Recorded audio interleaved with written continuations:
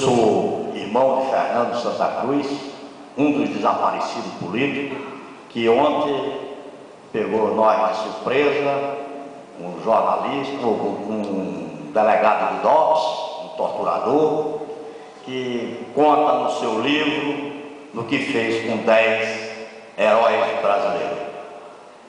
Fala de Luiz Maranhão, de Fernando, de Collier, de Rosa, que torturaram, que arrancaram as unhas, depois de mortos, com um vice-governador que tinha uma usina que devia dívidas com o governo. Esse governo solicitou ao vice-governador a usina para botar os corpos dos nossos heróis para ser cremados. Eu tenho uma mãe, ainda viva, com 98 anos, que não perdeu a esperança de fazer a sepultura do seu filho. Em dezembro, no Palácio do Planalto, na presença de Luiz Inácio Lula da Silva e da nossa presidente Dilma, ela fez o seguinte pedido: já estou cansada, já tenho 98 anos, já bati o Brasil em todos os lugares, invadi o Planalto na época do general Geisel e fiz uma pergunta a ele: aonde está meu filho? E dessa frase a gente construiu o livro, e ela fez esse livro, e agora em junho vai ser reeditado. Ficamos preocupados em dizer essa notícia a ela, de dizer que ela não vai conseguir pegar a ossada de Fernando e botar na sepultura junto do seu pai. Ao mesmo tempo, chegando aqui nesta universidade, encontrei fome. Conversando aqui do lado, eu disse: você é irmão de Rosalina? É irmão do companheiro Marcelo? Sou. São 10. E desses 10 tu vai encontrar em cada estado um dos irmãos de Fernando, que não parou na luta, que não parou para denunciar essa arbitrariedade que foi na época. Um jovem de 24 anos de idade, estudante de direito, como você, como a jovem que falou da periferia, que lutava por uma sociedade mais justa, com o sonho de liberdade, da Copa de 70,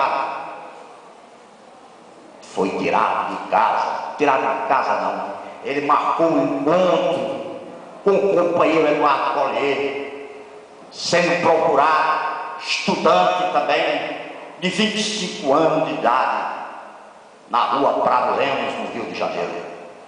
Esse encontro era político porque os companheiros da PML naquele momento estavam sendo assassinados, como Davi Capistrano, foi 3 meses antes, como Berto Câmara Neto, que foi de tempo na casa de Marcelo, na Correia Dutra, no Rio de Janeiro. E aí Fernando sai com sábado de carnaval, com aquela camisa listrada, e disse: vou para um encontro. E disse para a esposa e para o filho de 2 anos, que hoje é o vice-presidente da OAB do Rio de Janeiro, Felipe Santa Cruz. Disse: Ana, se eu não voltar, foi o regime que me levou. Ao chegar em Copacabana, sentaram numa mesa, pediram uma cerveja e foram discutir como era que estava a organização. Era um ponto, meia hora, 1 hora depois, Dói prendeu, levou. Marcelo, naquele momento, tinha ido até o meio do caminho, mas com a casa dele, tinha chegado a visita de Fernando, com a família e tudo, Marcelo voltou para casa. Naquele momento, Fernando não voltou à noite. E nós tínhamos certeza que Fernando estava na casa de Márcia, minha irmã, casada com o ex-deputado federal do Rio de Janeiro, José Eudes Freitas, que era do PT. E Márcia foi uma pessoa porreta, heroína. Márcia saiu de casa, já estou falando no outro assunto. Márcia saiu de casa, foi procurar a família de Eduardo, de Humberto Câmara Neto. Seu pai, na época militar, não aceitava que seu filho tinha sido desaparecido. E Márcia se ofereceu, dizendo que botasse o nome dela como companheira de Humberto Câmara Neto, para ele poder ter um advogado, para ele poder botar um habeas corpus que não funcionava naquela época. Então essa vida dura que nós passamos, está escrito. Eu sou o nono, sou mais jovem, Fernando era o quinto, mas cada um pegou aquela coisa que começamos.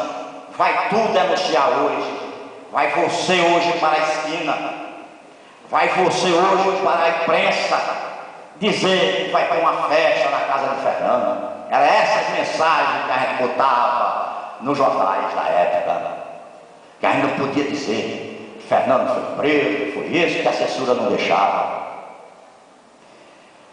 Eu acho que 1968 não acabou ainda. O que você me falou, jovem, da periferia, é reflexo daquela época pesada que a gente viveu. É os estudantes sem ter a liberdade, sem poder se organizar, porque eles destruíram essa juventude. Quantos de vocês aqui presentes não sabem dessas viaturas que a gente passou? Quantos de vocês não sabem quem são os verdadeiros heróis do Rio Grande do Norte?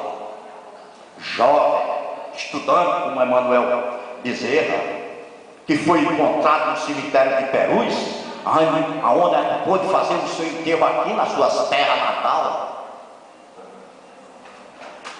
Então a nossa esperança nesse momento é a Comissão da Verdade.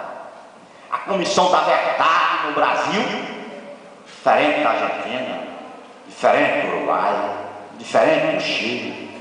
A Comissão da Verdade no Brasil, ela é pequena, ela é formada por 7 pessoas e vão ter a dedicação para escolher. E fomos um dos países que matou, tem mais desaparecidos, tem centenas de coisas para a gente apurar ainda, mas a gente ainda tem a esperança de ver esses assassinos, esses monstros que estupraram, mataram, morderam.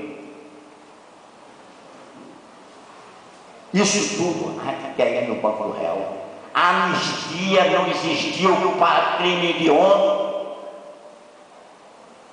Esse país tem que passar limpo. Esse país tem que dizer na história do Brasil a verdadeira história. Eu tenho uma irmã, não conhece, Rosalina Santa Cruz, uma das mulheres mais torturadas desse país, presa, dada como morta, mas no outro dia, quando o seu torturador chegou, ela enfrentou, disse: tenha coragem, me mate, eu não aguento mais tanta tortura. Passou 12 horas dentro do congelador. Aí foi a salvação, que ela estava com uma hemorragia grande e foi estancada por causa do congelamento. Então, eu estou falando isso para vocês, com uma dor muito forte, com uma emoção que você não pode imaginar. Que a gente, um dos 10 irmãos, que hoje são 8, tem que chegar para a mãe de 98 anos e dizer: a senhora não vai ter os ossos mortais do seu filho. Torturador Cláudio Guerra queimou, incinerou, nem a cinza você vai ter mais. E nós temos que estar de cabeça erguida para apurar essas denúncias, esse livro, se tem a verdade, e tentar botar esse cidadão para dizer o que ele fez com os restos dos nossos companheiros. Quando ele fala do Ustra, o cidadão está vivo, esse general. Quando ele fala do Curó, o Curió entra para o círculo militar há 20 dias atrás, dizendo contra a Comissão da Verdade, mas foi minoria, porque os outros militares querem, tem muitos militares que querem a Comissão da Verdade. No outro dia sai o militar e traz uma relação de 18, foi 28 torturadores que participaram. É aí onde a gente vai juntando prova para levar para a Comissão da Verdade. Outra coisa que foi dita aqui por Roberto Monte, está de parabéns. A Comissão da Verdade tem que ir à rua. A Comissão da Verdade tem que ir em Caicó dizer como foi morto o seu herói em Caicó. A gente tem que começar a fazer um debate na escola para essas crianças saberem o mal que essa ditadura fez a gente. Eu digo a gente porque eu fui parte dessa juventude que estava lá, que vi Marcelo Santa Cruz aos 20 anos de idade chegar meio-dia em casa, meu pai já de terno limpo, branco, esperando para almoçar, e ele tinha vindo já do consultório e tinha recebido um chamado para atender Dona Creuza Cavalcante. Quando ele chegou em casa, Marcelo olhou para ele e disse: meu pai, terminei de ser caçado. O pai disse: já estou sabendo. Como? Eu estava na casa de Dona Creuza Cavalcante quando seu filho Joaquim Cavalcante, ex-governador de Pernambuco, colega de turma de Marcelo, dedurou 4 estudantes do 4º ano de Direito. Esses estudantes com 20, 21 anos tiveram que sair 24 horas do país, foram para Portugal. Marcelo não aguentou a saudade, um ano voltou, ficou na clandestinidade no Rio, depois voltou a fazer direito. Hoje é vereador do PT na cidade de Olinda. Trabalhou com Dom Helder Câmara e ainda continua trabalhando no centro Dom Helder Câmara, SEDEC, em Recife. Isso é um depoimento do irmão que ontem teve essa notícia e ficou meio atordoado. Depois de 38 anos, você sabe que Fernando está morto. Fernando podia ter sido morto dentro da cadeia, na tortura, podia ter tido uma cova rasa no cemitério de Perus, mas queimar como fizeram com nossos 10 heróis, eu tenho que aplaudir Fernando Santa Cruz. Muito obrigado.